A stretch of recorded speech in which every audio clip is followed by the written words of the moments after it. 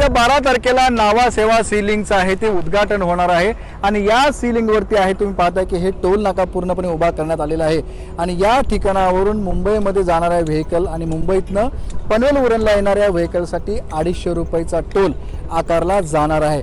मात्र जे स्थानिक गावकरी या ठिकाणचे आहेत जवळपास 20, 25, 30 जी गावात की त्या गावांच्या जमिनी या प्रकल्पासाठी गेलेल्या आहेत त्या जमिनीपोटी आहे ते त्यांना या ठिकाणी मोबदला दिलेला आहे। त्याचबरोबर टोल माफी करावी अशा प्रकारची मागणी करण्यात आलेली आहे। आपल्याबरोबर काँग्रेसचे जिल्हाध्यक्ष आहेत महेंद्र गर्ग, आपण त्यांच्याशी बोलूया। सर, काय म्हणाल, तुमची मागणी आहे की स्थानिक प्रकल्प असताना टोल हा माफ करावा म्हणून? आमचं म्हणणं आहे की हा एक मी स्वतः जिल्हा काँग्रेस अध्यक्ष असून ही प्रकल्प समितीचा सुद्धा याच्यामध्ये सल्लागार आहे। हे MMRD सेतू पूर्ण होण्यामध्ये आपण पूर्ण त्यांना सहकार्य दिलं। जमिनी संमतीनं दिल्या त्यावेळेला आमचा एक ॲग्रीमेंट झालेला आहे की याच्यामध्ये ग्रामपंचायतना 5-5 कोटी रुपये देण्यात येईल। ज्यांचे आम्ही जमिनी घेतल्या त्यांना प्रत्येकाला नोकरी रोजगार या टोलवर देऊ। आणि आता काय झालं आहे का आंतरराष्ट्रीय विमानतळ, नेहरू रेल्वे आणि सिडकोची डेव्हलपमेंट याच्यामध्ये 100% आमच्या जमिनी घेतल्यात। त्यामुळे या 10 किलोमीटर परिसरातील उरण आणि पनवेलमधील सर्व नागरिकांना त्यांनी टोल फ्री करावं ही आमची त्याच्यामध्ये मागणी आहे। सर, ज्यावेळेस हा प्रोजेक्ट तयार होता तेव्हा विरोध केला होता जमिनी द्यायला, मात्र काय अशा प्रकारची ॲग्रीमेंट बोलणी झाली की सगळ्या जमीन आपण या ठिकाणी दिलेत आणि या प्रकल्पाला मोठी मदत केलेली आहे? त्याच्यामध्ये जेव्हा पहिली बैठक DB पाटील साहेबांच्या समोर झाली त्यावेळेला रामशेठ ठाकूर, विवेक पाटील, आमदार, खासदार आणि सर्व प्रतिनिधी होते। त्यावेळेला अश्विनी भिडे या उपाध्यक्ष होत्या जे आज आपण पाहताय मेट्रोचं काम पाहताय, तर त्यांना त्यांची मीटिंग धुडकावण्यात आली। संजय भाटिया पण होते आणि विरोध झाला। त्यावेळेला आंतरराष्ट्रीय विमानाचा प्रश्न सुटलेला नव्हता।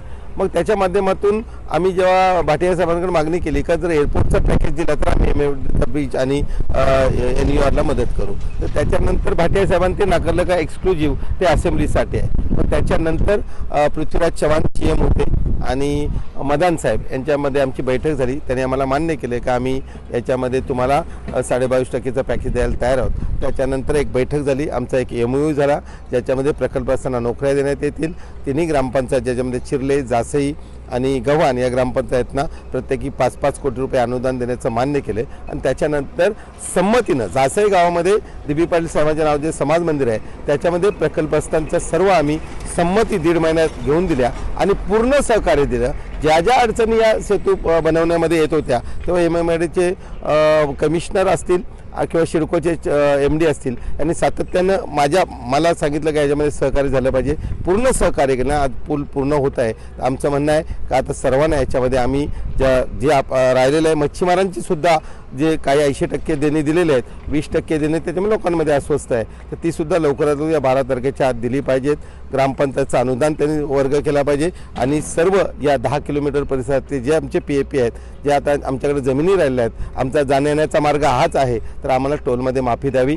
पृथ्वीराज चव्हाण CM असताना पनवेलचा टोल नाका झाला, फार मोठं आंदोलन झालं आणि त्याच्यामध्ये कलंबोलीपासून सगळ्या 10 किलोमीटरच्या परिसरामध्ये लोकांना तेवढ्या छोट्या वाहनांना फ्री करण्याचा निर्णय घेऊन शासनानं GR काढला होता। मी आता आम्ही एकनाथ शिंदे साहेब, देवेंद्र फडणवीसजी आणि अजितदादा पवार आणि MMRDचे कमिशनर यांना आम्ही विनंती केलेली आहे की आम्हाला याच्यामध्ये पनवेल उरण परिसरातील सर्व PAPना 10 किलोमीटरच्या परिसरात जेवढे आहेत त्यात टोल फ्री करण्यात यावा।